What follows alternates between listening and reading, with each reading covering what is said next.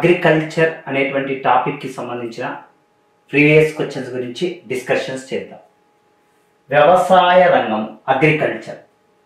Okay, క్రింది రాష్ట్రాలలో 1960 ఇయర్స్లో దశకంలో గ్రీన్ రెవల్యూషన్ వల్ల హెవీగా ప్రాఫిట్స్ అయిన స్టేట్ ఏది అని ఇచ్చాడు. ఎక్కువగా లాభపడిన రాష్ట్రం వెస్ట్ బెంగాల్, తమిళనాడు, పంజాబ్, గుజరాత్. ఇది గ్రీన్ రెవల్యూషన్కి సంబంధించిందండి. ఇప్పటికీ ఈ ప్రశ్న 2-3 సార్లు అడిగాడు. ఓకే, ఆన్సర్ ఏదండి అంటే గన్ షాట్కి వచ్చాడండి. పంజాబ్ స్టేట్ అండి ఆన్సర్. ఎక్కువగా లాభపడినటువంటి రాష్ట్రం ఏదండి అంటే పంజాబ్ రాష్ట్రము ఎక్కువగా లాభపడింది. ఓకే, గ్రీన్ రెవల్యూషన్ సక్సెస్ఫుల్ అయినటువంటి స్టేట్స్లో ఫస్ట్ ప్లేస్ పంజాబ్ ఉంటే, సెకండ్ ప్లేస్ ఏదండి అంటే హర్యానా ఇవ్వవచ్చు. ఓకే అండి, మొదటి ప్లేస్లో ఉన్నది ఏదండి అంటే పంజాబ్ అండి, ఎక్కువగా లాభపడినటువంటి స్టేట్. ఓకే, నెక్స్ట్ ఇంకోటి చూడండి. 100% సెంట్రల్ గవర్నమెంట్ స్పాన్సర్షిప్లో ఉన్నటువంటి స్కీమ్ రాష్ట్రీయ కృషి వికాస్ యోజన అని ఇచ్చాడు. 100% కేంద్ర సహాయంతో అమలవుతున్నటువంటి భారత ప్రభుత్వ ప్రతిష్టాత్మక కార్యక్రమమైన రాష్ట్రీయ కృషి వికాస్ యోజన ఆశయం ఏమిటి అని ఇచ్చాడు. ఈ 4 ఆప్షన్స్లో కనుక చూసుకున్నట్లయితే అగ్రికల్చర్ సెక్టార్లో ఇయర్లీ 2 to 3% గ్రోత్ రేటు ఇచ్చాడు. సెకండ్ వన్ అగ్రికల్చర్ సెక్టార్లో ఇయర్లీ 3% గ్రోత్ రేట్ ఇచ్చాడు. మోర్ దాన్ 4% అని ఇచ్చాడు. ఫిఫ్త్ ఆప్షన్లో మోర్ దాన్ 5% అని ఇచ్చాడు. ఇది తెలంగాణ వాళ్ళకి అడిగినటువంటి ప్రశ్న. ఓకే, 100కు 100% కేంద్ర సహాయంతో అమలవుతున్నటువంటి భారత ప్రభుత్వ ప్రతిష్టాత్మక కార్యక్రమము రాష్ట్రీయ కృషి వికాస్ యోజన స్కీమ్. రాష్ట్రీయ కృషి వికాస్ యోజన స్కీమ్ యొక్క ఇంపార్టెన్సీని కనుక చూసుకున్నట్లయితే రాష్ట్రీయ కృషి వికాస్ యోజన స్కీమ్ మనకు 2007 నుండి 12 మధ్యలో కొనసాగింది. 2007 నుండి 12 మధ్యలో కొనసాగింది ఈ ప్రణాళిక. ఎన్నవ ప్రణాళిక? 11th 5 years ప్లాన్, 11వ పంచవర్ష ప్రణాళిక.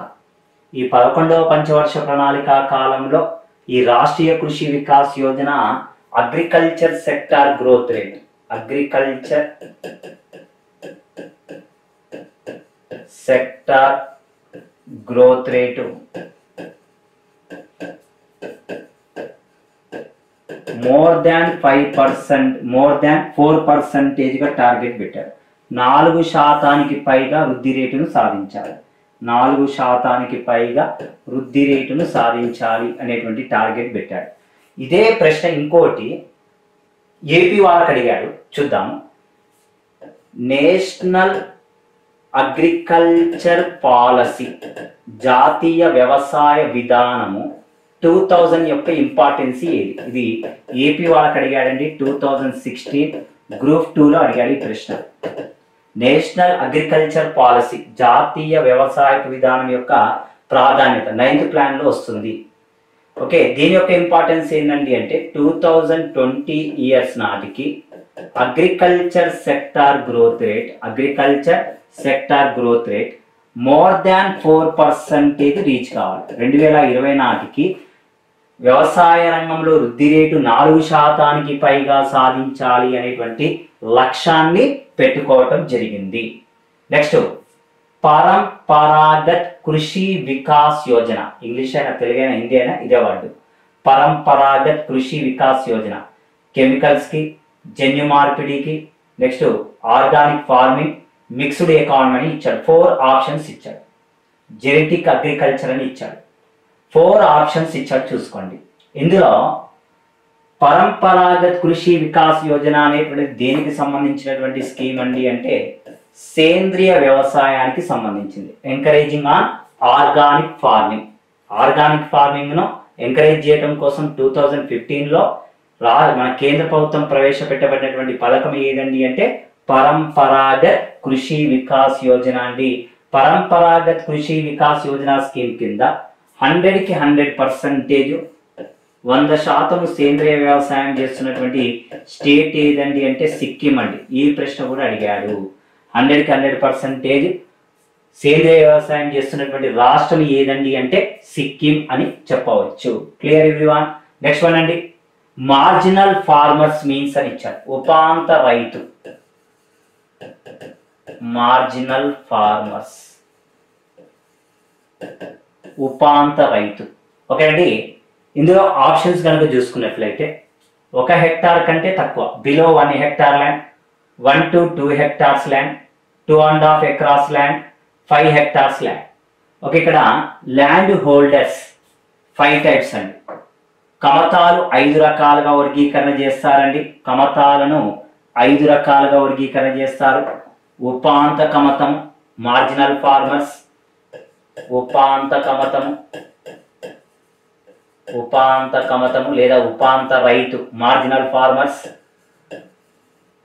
Marginal farmers. సెకండ్ వన్ ఏదండి అంటే సన్నకారు రైతులు, సారీ చిన్నకారు రైతులు అండి, చిన్నకారు రైతులు.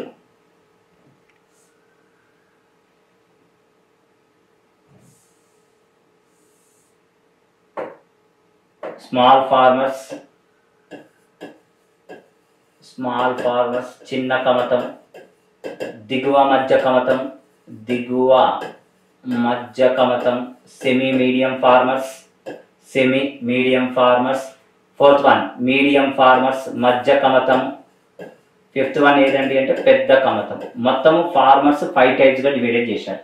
ఉపాంత కమతము, second one small, third one దిగువ మధ్య, ఫోర్త్ వన్ మధ్య, ఫిఫ్త్ వన్ పెద్ద.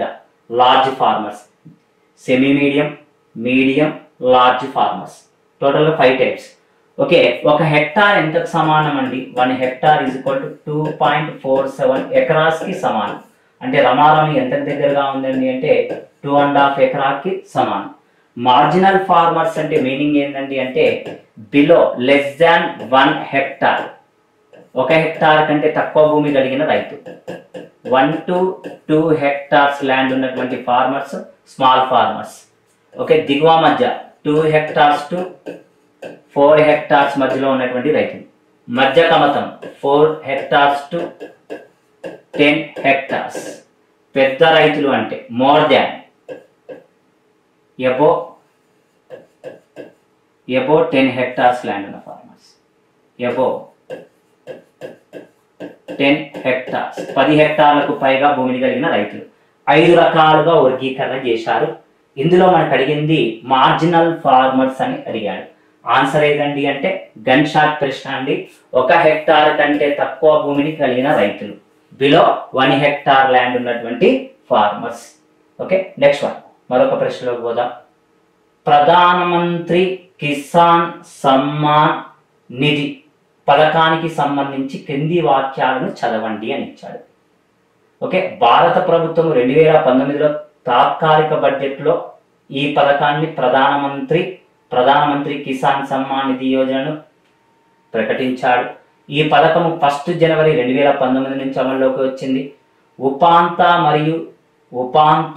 మరియు చిన్నకారు రైతులు సరియైన వ్యవసాయ ఆదాయాన్ని పొందేందుకు వీలుగా వివిధ వ్యవసాయపు ఉత్పత్తులను సేకరించడానికి, ఆర్థిక అవసరాలను తీర్చేందుకు ఉద్దేశించబడింది. భూ రికార్డుల ప్రకారం 2 హెక్టార్ల వరకు సాగు భూమి సంయుక్తంగా కలిగిన భర్త, భార్య మరియు మైనర్ పిల్లలతో కూడినటువంటి ఒక కుటుంబానికి 6,000 రూపాయలు ఇస్తున్నాడు. ఇందులోనండి ఈ స్కీమ్లో వాస్తవానికి 2019 బడ్జెట్, తాత్కాలిక బడ్జెట్ ఫిబ్రవరిలో అనౌన్స్మెంట్ చేశాడు. ఫిబ్రవరి 24 నుంచి అమల్లోకి వచ్చింది. B is a wrong answer, B కాదండి. నెక్స్ట్ వన్ అండి, మిగతావన్నీ కూడా కరెక్ట్ ఆన్సర్. ACD అనేటువంటిది కరెక్ట్ ఆన్సర్. ACD అనేటువంటిది కరెక్ట్ ఆన్సర్స్. అయితే వాస్తవానికి అప్పుడు ఎగ్జామ్ జరిగిన టైంలో డి కరెక్ట్ ఆన్సర్. 2 హెక్టార్ల లోపే అని ఇచ్చారు. ఓకేండి, 2 హెక్టార్ల లోపే అంటే ఏంటండి అంటే 1 నుండి 2 హెక్టార్లు అంటే దాదాపుగా 5 ఎకరాలకు పైగా భూమిని కలిగినటువంటి రైతులకు కూడా ఇవ్వడం జరిగిందండి ఈ స్కీమ్లో. అయితే 2020వ సంవత్సరం నుంచి ప్రధానమంత్రి కిసాన్ సమ్మాన్ నిధి ద్వారా ఆల్ టైప్స్ ఆఫ్ ఫార్మర్స్, ఈ టైం ఫస్ట్ ఇంట్రడ్యూస్ చేసినప్పుడు ప్రధానమంత్రి కిసాన్ సమ్మాన్ నిధి యోజన ఇంట్రడ్యూస్ చేసినప్పుడు ఓన్లీ ఉపాంత స్మాల్ ఫార్మర్స్, చిన్నకారు సన్నకారు రైతులకి, ఉపాంత రైతులకు చిన్నకారు రైతులకే వర్తింపజేశాడు ఫస్ట్ ఇయర్. కానీ నెక్స్ట్ ఇయర్ 2020 నుంచి అన్ని రకాల రైతులకు ఇస్తున్నాడు. ఇందులో ఆప్షన్లో కనుక చూసినట్లయితే ఇది కూడా ఇప్పుడు తప్పు అనిపిస్తుంది, కానీ అప్పుడు జరిగినటువంటి ఎగ్జామ్లో ఇది కరెక్ట్గానే ఉంటుంది. B is the wrong answer, ఒకటే రాంగ్ ఆన్సర్గా ఉంది. నెక్స్ట్, పంట రుణాలు సాధారణంగా ఏ రూపంలో ఉంటాయి? చాలా కాంట్రవర్సీ అండి ఇది.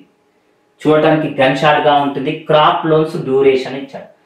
మధ్యకాలిక, దీర్ఘకాలిక, స్వల్పకాలిక 100% సబ్సిడీ రుణాలని ఇచ్చాడు. Short term loans, long term loans, middle term loans, middle term, long term, short term loans అని ఇచ్చాడు. ఇక్కడ అగ్రికల్చర్ లోన్స్ 3 టైప్స్ అండి. Short term loans, agriculture loans, short term loans, middle term loans, long term loans, 3 రకాలు. స్వల్పకాలిక, మధ్యకాలిక, దీర్ఘకాలిక రుణాలు. Short term loans duration 12 months to 15 months time ఇస్తాడు. 12 నుంచి 15 నెలలు ఇస్తాడు. అదే మధ్యకాలిక రుణాలు అయితే ఎంత టైం ఇస్తాడండి? 5 years ఇచ్చాడు. లాంగ్ టర్మ్ లోన్స్ అయితే 10 years to 15 years to 20 years ఇస్తాడు. 15 నుంచి 20 సంవత్సరాలు, 15 నుండి 20 సంవత్సరాల టైం ఇచ్చాడు. అయితే మామూలుగా వ్యవసాయ రుణాలలో షార్ట్ టర్మ్ లోన్స్నే పంట రుణాలు అంటారు. గుర్తుపెట్టుకోండి, స్వల్పకాలిక రుణాలు ఈ రెండు కూడా టర్మ్ లోన్స్ అంటారు. స్వల్పకాలిక రుణాలు వాస్తవానికి దేనికి ఉపయోగిస్తారు? వ్యవసాయంలో ఉన్నటువంటి విత్తనాలకు, ఫర్టిలైజర్స్ వీటి యూజ్ చేస్తారు. టర్మ్ లోన్స్ ద్వారా ఏం చేస్తారండి అంటే హార్వెస్టింగ్ మిషనరీస్, బోర్వెల్స్ వేయించుకోవటం, హార్వెస్టింగ్ మిషనరీస్ కొనుగోలు చేసుకోవటం. ఈ రెండు కూడా టర్మ్ లోన్స్ అంటే క్రాప్ లోన్స్ అని దేన్ని అంటారండి అంటే షార్ట్ టర్మ్ లోన్స్ అంటారు. ఈ ప్రశ్న ఇప్పటికి 2 సార్లు అడిగాడు. గన్ షాట్ క్వశ్చన్ అయినప్పటికీ పిల్లలందరూ కూడా చాలా వరకు కన్ఫ్యూజ్ అవుతున్నటువంటి కాంట్రవర్సీ ప్రశ్న అండి ఇది. నెక్స్ట్ మరొక ప్రశ్న పోదాం. సహకార పరపతి సంస్థల విధానం ఏ విధంగా ఉంటుంది? Cooperative credit loan facilities which total ఎన్ని టైప్స్ ఉంటాయని ఇచ్చాడు. 2 types, 4 types, 3 types, 5 types అని ఇచ్చాడు. 2 అంచెల వ్యవస్థ, 3 అంచెల వ్యవస్థ, 4 అంచెల వ్యవస్థ, 5 అంచెల వ్యవస్థ అని ఇచ్చాడు. ఆన్సర్ ఏదండి అంటే దేనికి సంబంధించిందండి? ఆన్సర్ అంటే 3 అంచెల వ్యవస్థ అండి. ఓకే, ఇది కోఆపరేటివ్ క్రెడిట్ సొసైటీస్ అనేటువంటివి ఎలాంటి రుణాలను ఇస్తున్నాయి? ఇది కోఆపరేటివ్ క్రెడిట్ సొసైటీస్, సహకార పరపతి సంఘాలు అనేటువంటివి, సహకార పరపతి సంఘాలు 3 రకాల రుణాలను ఇస్తారు. Short term, middle term, long term. Short term loans, middle term loans, long term loans అని 3 ఇస్తారు. Short term, middle term loans అనేటువంటివి ఎవరండి విలేజెస్లో ఇస్తున్నది అండి అంటే primary agriculture credit cooperative societies. Second one ఏదండి అంటే second one primary agriculture credit cooperative societies అంటే ప్రాథమిక వ్యవసాయ సహకార పరపతి సంఘాల వాళ్ళు ఇవ్వటం జరుగుతుంది. Second one DCCB, district centre cooperative banks. Third one state cooperative bank. Okay, స్వల్ప స్టేట్ కోఆపరేటివ్ బ్యాంక్. సాధారణంగా 3 రకాలైనటువంటి రుణాలను ఇవ్వటం జరుగుతుంది ఇక్కడ సహకార బ్యాంకులు. అయితే short term, middle term loans ఇస్తున్నటువంటి బ్యాంకులు ఏదండి అంటే ప్రాథమిక వ్యవసాయ సహకార పరపతి సంఘాలు, DCCB, district centre cooperative banks, state cooperative banks. మొత్తం 3 రకాలుగా రుణాలను ఇవ్వడం జరుగుతుంది. లాంగ్ టర్మ్ లోన్స్ అయితే భూమి తనఖా బ్యాంక్ అంటారు, ల్యాండ్ మ్యాటిగేజ్ బ్యాంక్ వాళ్ళు లోన్స్ అనేటువంటివి ఇవ్వడం జరుగుతుంది. ఇది ఆన్సర్ ఏదండి అంటే 3 types అండి, 3 రకాలైనటువంటి రుణాలను ఇవ్వడం జరుగుతుంది. ఎగ్జామ్ పాయింట్ ఆఫ్ వ్యూలో అడిగినటువంటి ప్రశ్న. Clear everyone? Okay, next one మరొక ప్రశ్నలో కూడా కిసాన్ క్రెడిట్ కార్డు పథకంలో భాగస్వామ్యం కలిగినటువంటి బ్యాంకులు ఏవి? వాణిజ్యపు బ్యాంకులు, సహకార బ్యాంకులు, నాబార్డు. ఓకే, నెక్స్ట్ వన్ సహకార బ్యాంకులు, ప్రాంతీయ గ్రామీణ బ్యాంకులు, NABARD.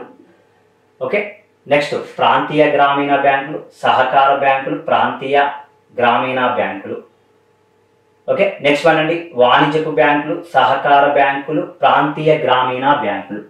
Okay, Kisan credit card పథకంలో భాగస్వామ్యము కలిగినటువంటి బ్యాంకులు ఇవి. వాస్తవానికి కిసాన్ క్రెడిట్ కార్డును ప్రవేశపెట్టింది ఎవరై అంటే నాబార్డ్. నాబార్డ్ భాగస్వామి కాదు, నాబార్డే దీన్ని ఇంట్రడ్యూస్ చేసింది. ఇది నాబార్డ్ హ్యాండ్ ఓవర్లోనే ఉండి నడుస్తుంది. అయితే ఇది నాబార్డ్ కిసాన్ క్రెడిట్ కార్డ్ ప్రవేశపెట్టినప్పటికీ నాబార్డ్ ఎక్కడ కూడా ఇవ్వదు. ఎవరి ద్వారా ఇస్తుందండి అంటే వాణిజ్యపు బ్యాంకుల ద్వారా ఇవ్వటం జరుగుతుంది. నెక్స్ట్ కోఆపరేటివ్ బ్యాంక్స్, ఆర్ఆర్బీల ద్వారా ఇవ్వటం జరుగుతుందండి. వాణిజ్యపు బ్యాంకులను ఇంగ్లీష్లో కమర్షియల్ బ్యాంక్స్ అంటారు. కోఆపరేటివ్ బ్యాంక్స్ నాబార్డ్ అని ఇచ్చాడు. నాబార్డు లేదు. సహకార బ్యాంకులు, ప్రాంతీయ గ్రామీణ బ్యాంకులు నాబార్డ్ అని ఇచ్చాడు. ప్రాంతీయ గ్రామీణ బ్యాంకులు, సహకార బ్యాంకులు, ప్రాంతీయ గ్రామీణ బ్యాంకులు ఇచ్చిందే ఇచ్చాడు. ఓకే, ఆన్సర్ ఏదండి అంటే D1 is the correct answer. D1 is the correct answer అండి. Okay, next one. Sorry, D1 is the correct answer. Okay, next. భారతదేశంలో జమీందారీ పద్ధతిని ప్రవేశపెట్టింది ఎవరు? Gun shot question. ఇది కూడా ఎగ్జామ్ లో అడిగారు. Zamindari system introduced by which governor? Dufferin, William Bentinck, Cornwallis, Curzon. Next ఇంకో ప్రశ్న కూడా డిస్కషన్ చేద్దాం. అది కూడా జమీందారీ విధానం గురించే. జమీందారీ పద్ధతిని ప్రవేశపెట్టిన సంవత్సరం 1875, 1795, 1793, 1893. ఒకటి ఆన్సర్ 1793. జమీందారీ విధానాన్ని కారన్ వాలిస్ ప్రవేశపెట్టాడు 1793వ సంవత్సరం. ఫస్ట్ బెంగాల్ మరియు బీహార్ ప్రాంతంలో ప్రవేశపెట్టాడు. మనకు జమీందారీ, మహల్వారీ, రైత్వారీ అని టోటల్గా ల్యాండ్ రెవెన్యూ 3 టైప్స్గా ఉంది. భూమి శిస్తు 3 రకాలుగా ఉంది. ఇందులో అతి ప్రధానమైనటువంటి మధ్యవర్తుల విధానము ఇంటర్మీడియేటర్ సిస్టమ్, జమీందారీ సిస్టమ్ అండి. జమీందారీ విధానాన్ని కారన్ వాలిస్ ప్రవేశపెట్టాడు. ఏ ఇయర్లోనండి అంటే 1973వ సంవత్సరంలో ఇంట్రడ్యూస్ చేయడం జరిగింది. ఓకే, నెక్స్ట్ ప్రశ్న. భారతదేశంలో ఎక్కువ మంది ప్రజలు ఈ రంగంలో పనిచేస్తున్నారు? ప్రాథమిక, ద్వితీయ, తృతీయ, పారిశ్రామిక రంగం. ఇండియాలో హైయెస్ట్ ఎంప్లాయ్మెంట్ ఉన్న sector agriculture, primary, secondary, tertiary, పారిశ్రామిక రంగం అని ఇచ్చారు. ఆన్సర్ 1 ఈజ్ ఏదండి అంటే ప్రైమరీ సెక్టార్ అండి. ఆన్సర్ ఏదండి అంటే గన్ షాట్ ప్రశ్న అండి ఇది. ప్రాథమిక రంగం. భారతదేశము వ్యవసాయ ఆధారిత రంగం అంటారు. దాదాపుగా ప్రాథమిక రంగాన్నే వ్యవసాయ రంగం అంటారు. ఎక్కువ మంది ఉపాధి పొందుతున్నటువంటి రంగం ఏదండి అంటే ప్రాథమిక రంగమే.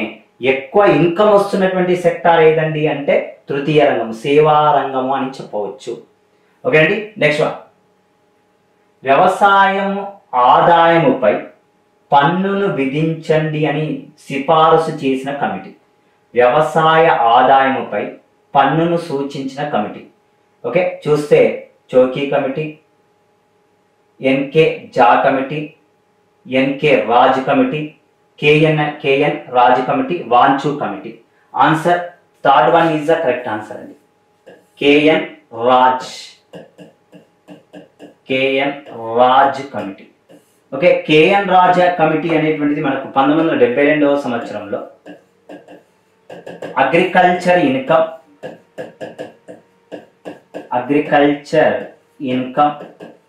Agriculture holding,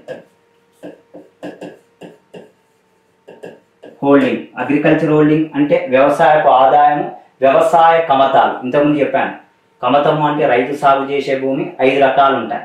marginal, small farmers, వాళ్ళ మీద కూడా ట్యాక్సెస్ వెయ్యండి అని చెప్పి ఎవరండి సిఫారసు చేసింది అండి అంటే కేఎన్ రాజు. కానీ ఇది ఎక్కడా కూడా అమలులోకి రాలేదు. ఇటీవల వ్యవసాయానికి నూతన బీమా పథకము ప్రధానమంత్రి ఫసల్ బీమా యోజన స్కీమ్ను ప్రధాని ఎప్పుడు ప్రారంభించారు అని ఇచ్చాడు. 2016 జనవరి 1, 2016 జనవరి 13, 2015 ఫిబ్రవరి 1 ఏది కాదు అని ఇచ్చాడు. ఓకే, ఇందులో గన్ షాట్ ప్రశ్న అండి. వాస్తవానికి ఏది కాదు అనేది ఆన్సర్ కాదు. నెక్స్ట్ 2016లో అనౌన్స్మెంట్ చేశారు, అంటే 2015 కూడా రిమూవ్ అయింది. మనకి ఇక 2016లో జనవరి 1 జనవరి 13 అనేది చూస్తే రెండిట్లో ఉండాలి. మనకి ఈ పథకాన్ని ఎప్పుడండి ప్రారంభించిందండి అంటే 2016 జనవరి 13న ఈ పథకాన్ని అనౌన్స్మెంట్ చేయడం జరిగింది, ప్రారంభించడము జరిగిందండి నరేంద్ర మోడీ. ఓకే, ప్రధానమంత్రి ఫసల్ బీమా యోజన యొక్క ఇంపార్టెన్స్ ఏంటండి అంటే పంటలకు బీమా పథకాన్ని ఇవ్వాలి. నెక్స్ట్, భారత స్వతంత్రము అనంతరము భూ సంస్కరణలపై సూచనలకు కానీ మొదటిగా కమిటీ వేశారు. ఆ కమిటీని ఏమంటారు? ల్యాండ్ రిఫార్మ్స్ మీద వేయబడిన ఫస్ట్ కమిటీ ఏది? పిసి జోషి కమిటీ, జేసి కుమారప్ప కమిటీ, బంజోపాయ ఉపాధ్యాయ కమిటీ, మురార్జీ దేశాయ్ కమిటీ అని 4 వేశారు. ఓకేనండి. ల్యాండ్ రిఫార్మ్స్ మీద వేయబడినటువంటి కమిటీ ఏదండి అంటే జేసి కుమారప్ప కమిటీ అండి. ఇది 2016 గ్రూప్ 2లో కూడా అడిగాడు ఈ ప్రశ్న. 1948లో అగ్రికల్చర్ రిఫార్మ్స్ మీద స్టడీ చేసినటువంటి కమిటీకి చైర్పర్సన్ జేసి కుమారప్ప. ఫస్ట్ వన్, ఆ రోజుల్లో మధ్యవర్తుల విధానం ఉండే, జమీందారీ మహల్వారీ రైతువారీ సిస్టాన్ని రద్దు చేయమన్నాడు. సెకండ్ వన్, టెనెన్సీ రిఫార్మ్స్ కౌలు సంస్కరణను ప్రవేశపెట్టమన్నాడు. Third one, land ceiling act భూ గరిష్ట పరిమితి చట్టాలను ఇంట్రడ్యూస్ చేయమని చెప్పి ఎవరయ్యా అడ్వైజ్ చేసినటువంటి పర్సన్ అంటే జేసి కుమారప్ప కమిటీ అండి. ఆన్సర్ జేసి కుమారప్ప కమిటీ అండి. ఓకే, నెక్స్ట్ వన్ అండి, భారతదేశంలో హరిత విప్లవం ద్వారా బాగా విజయవంతమైనది ఏది ఇందులో అని ఇచ్చాడు. ఓకే, గ్రీన్ రెవల్యూషన్ ద్వారా హైయెస్ట్ రిజల్ట్ వచ్చింది గోధుమలు. మనకు గోధుమలు వచ్చింది 2 ఆప్షన్స్లో ఉన్నాయి. ఇక ఆవాలు, నూనె గింజలు ఇవన్నీ కూడా లేవు. వీట్ ఉంటే వరి అన్న ఉండాలి, మళ్ళీ బంగాళదుంప. ఫస్ట్ దశకంలో ఏదండి అంటే వరి పంట కూడా బాగా రిజల్ట్ వచ్చిందండి. ఈ 2 పంటల్లో బాగా రిజల్ట్ వచ్చింది. అయితే 1980 తర్వాతనే బంగాళాదుంపలో కొంతవరకు రిజల్ట్ అనేటువంటిది రావటం జరిగింది. Answer is the first one is the correct answer. First one is the correct answer అండి. Gun shot question. Next, SRI వ్యవసాయం ఆంధ్రప్రదేశ్లో పాటిస్తున్నారు. దీని పేరు ఏమి? పూర్తి పేరు ఏంటి? శ్రీ రైస్ టెక్నాలజీలో శ్రీ మీన్స్ అని ఇచ్చాడు. SRI means. శ్రీ రైస్ టెక్నాలజీలో శ్రీ మీన్స్ అని ఇచ్చాడు. శ్రీ రైస్ టెక్నాలజీలో శ్రీ మీన్స్ అని ఇచ్చాడు. SRI means system of rice intensification.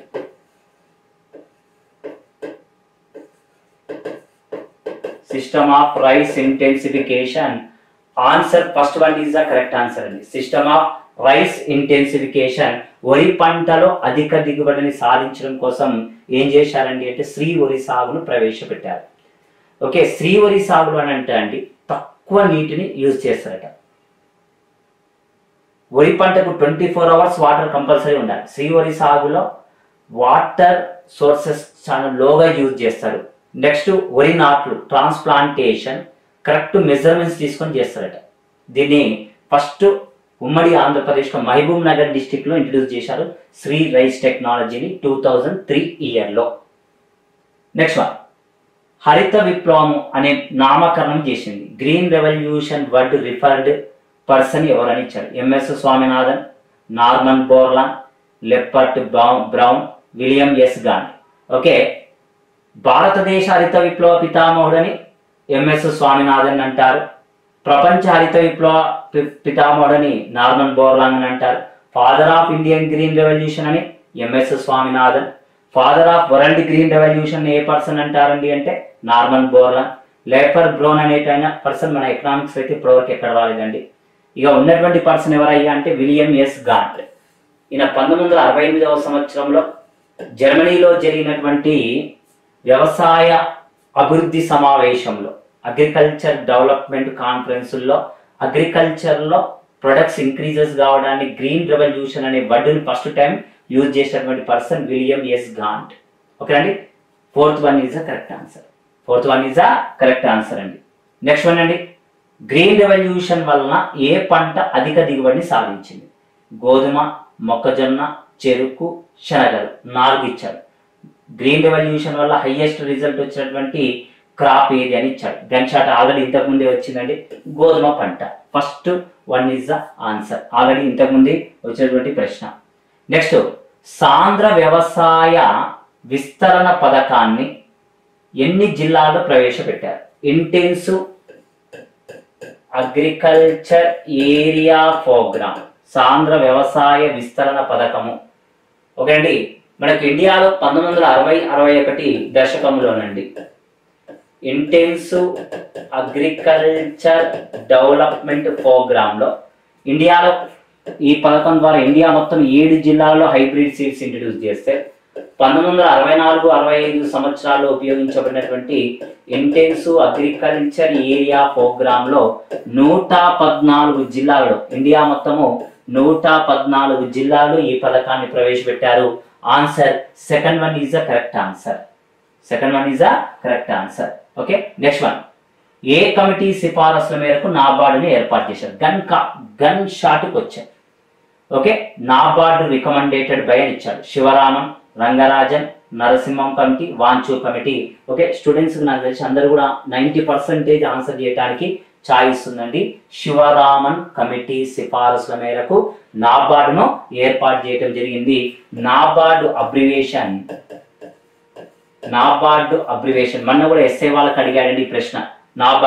నాబార్డును ఎన్ఏను విడదీయకండి. NA means National Bank for Agriculture Rural Development. National Bank for Agriculture Rural Development అండి. నాబార్డును 1982లో ఏర్పాటు చేయడం జరిగింది. నెక్స్ట్, సమగ్ర పంటల బీమా పథకాన్ని ప్రవేశపెట్టిన సంవత్సరం. ఇండియాలో ఇంట్రడ్యూస్ చేయబడినటువంటి first crop insurance comprehensive crop insurance అండి. ఏ ఇయర్లో ఇంట్రడ్యూస్ చేశాడు అని ఇచ్చాడు. ఓకే అండి, ఇండియాలో ఇంట్రడ్యూస్ చేయబడినటువంటి first crop insurance comprehensive crop insurance programme సమగ్ర పంటల బీమా పథకము గన్ షాట్కి వచ్చినండి 1985. రాజీవ్ గాంధీ ప్రధానమంత్రిగా ఉన్న టైంలో ఈ పథకాన్ని 1985లో ప్రవేశపెట్టడం జరిగిందండి. Okay, answer fourth one is the correct answer అండి, 1985. నెక్స్ట్, దేశవ్యాప్తంగా అమలులో ఉన్న కిసాన్ కాల్ సెంటర్ ఉచిత టోల్ ఫ్రీ నెంబర్ ఎంత? ఓకే, ఎగ్జామ్లో అడిగాడండి. ఇది కూడా గన్ షాట్ ప్రశ్న. 1800-108-111-5 1080-180-1155 1800-180-150-151 1800-180-155. ఓకే అండి, answer 1800-180-151 is the correct answer అండి. Fourth one is the correct answer. Okay, Kisan credit card toll free number 1800-180-155 అండి. ఓకే అండి, fourth one is the correct answer. Next one, మరొక ప్రశ్న. కిసాన్ క్రెడిట్ కార్డ్ ఎలాంటి రుణాలను ఇస్తుందండి అంటే షార్ట్ టర్మ్ లోన్స్ ఇస్తుంది, పంట రుణాలను ఇస్తుందండి, స్వల్పకాలిక రుణాలు 50,000 నుండి 3 లక్షల వరకు ఇస్తున్నారు Kisan credit card. Okay, next, 1 hectare కన్నా ఎక్కువ 2 హెక్టార్ల కంటే తక్కువగా ఉన్న రైతులను. ఓకే, ఇంతకుముందే వచ్చిందండి, పోయినసారి వీడియోలో కూడా చేశాము. Small farmers, semi medium, large farmers అని ఇచ్చారు. ఓకే, 4 ఆప్షన్స్ ఇంతకుముందు కూడా డిస్కషన్ చేశాము లాస్ట్ వీడియోలో. సన్నకారు రైతులు అండి. నెక్స్ట్, జాతీయ ఆహార భద్రతా మిషన్ ఎప్పుడు ప్రారంభించడం జరిగింది? ఓకే అండి, national food security machine scheme introduced by which year అని ఇచ్చాడు. నేషనల్ ఫుడ్ సెక్యూరిటీ మిషన్ అనేటువంటి పథకము ఏ సంవత్సరంలో ప్రవేశపెట్టడం జరిగిందని ఇచ్చాడండి. ఓకే, మనకి ఇది 11th ప్లాన్లో ఇంట్రడ్యూస్ చేశారండి 2007-8 ఆర్థిక సంవత్సరాల్లో. నేషనల్ ఫుడ్ సెక్యూరిటీ మిషన్ యొక్క ఇంపార్టెన్స్ ఏంటండి అంటే ఫుడ్ గ్రెయిన్స్ 2007 నుండి 12 వరకు అంటే 11th ప్లాన్ ఎండింగ్ వరకు వ్యవసాయానికి సంబంధించినటువంటి అగ్రికల్చర్కి సంబంధించినటువంటి ప్రొడక్ట్స్ ఫుడ్ గ్రెయిన్స్ 20 మిలియన్ టన్నులను ఇంక్రీజెస్ చేయాలి. 20 మిలియన్ టన్నుల ఆహార ధాన్యాలను పెంచాలి. ఇందులో వరి 10 మిలియన్ టన్నులు, ప్యాడీ, వీట్ గోధుమలు 8 మిలియన్ టన్నులు. ఓకే, వరి గోధుమలు. నెక్స్ట్ ఇంకోటి ఏదండి అంటే వరి గోధుమలు, పప్పు దినుసులు, పల్సెస్ పప్పు దినుసులు 2 మిలియన్ టన్నులు, మొత్తానికి 20 మిలియన్ టన్నులు పెంపొందించాలి అనేటువంటి లక్ష్యంగా పెట్టుకున్నటువంటి పథకము ఆహార భద్రతా mission, national food security mission అండి. నెక్స్ట్, వ్యవసాయ రంగానికి పరిపతిని అందించేటువంటి బ్యాంకు ఏది? అగ్రికల్చర్ కి పరపతి, వ్యవసాయ రంగానికి పరపతిని అందిస్తున్నటువంటి బ్యాంకు ఏది? వాణిజ్యపు బ్యాంకులు, సహకార బ్యాంకులు, గ్రామీణ బ్యాంకులు, రిజర్వ్ బ్యాంక్. వాస్తవానికి వ్యవసాయ రంగానికి పరపతిని అందిస్తున్నది అంటే ఆన్సర్ ఏదైతుందండి అంటే నాబార్డ్ అవుతుంది.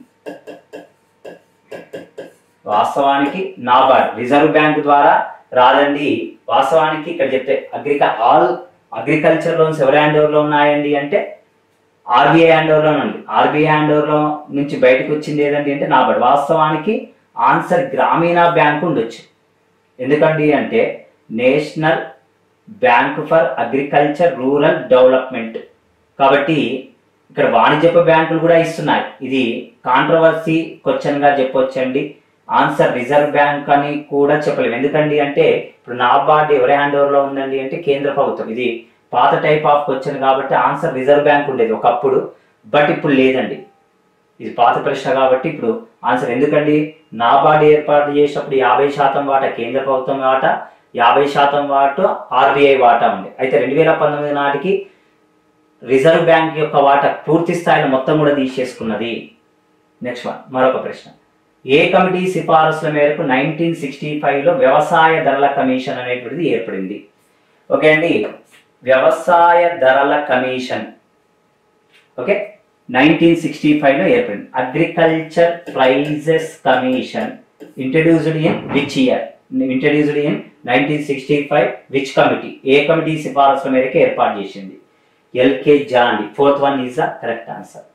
అగ్రికల్చర్ ప్రైజెస్ కమిటీ యొక్క ఇంపార్టెన్స్ ఏంటండి అంటే రైతు పండించిన పంటలకు మద్దతు ధరను ఇవ్వాలి.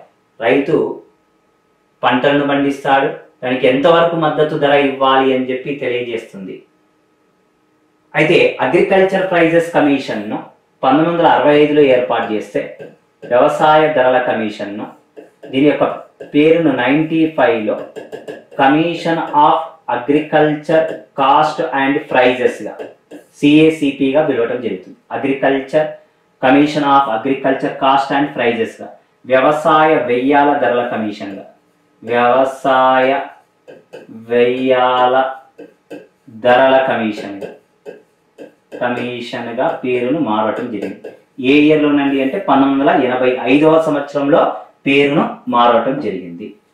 నెక్స్ట్, కిసాన్ క్రెడిట్ కార్డ్ పథకాన్ని ఎప్పుడు ప్రవేశపెట్టారు? Okay, 1997 August, 1998 August, 1999 August, 2000 August. Gun షాట్కి వచ్చినండి.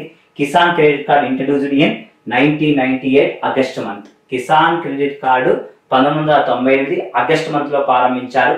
ఫస్ట్ ఇంట్రడ్యూస్ చేసిన స్టేట్ ఏదండి అంటే రాజస్థాన్. కిసాన్ క్రెడిట్ కార్డు స్వల్పకాలిక రుణాలనే ఇవ్వటం జరుగుతుంది, షార్ట్ టర్మ్ లోన్సే ఇవ్వటం జరుగుతుంది. ఓకే అండి, అగ్మార్క్ అన్నది దేనికి ప్రామాణికంగా ఇస్తారు? అగ్మార్క్ ఎగ్జామ్ లో అడిగాడు.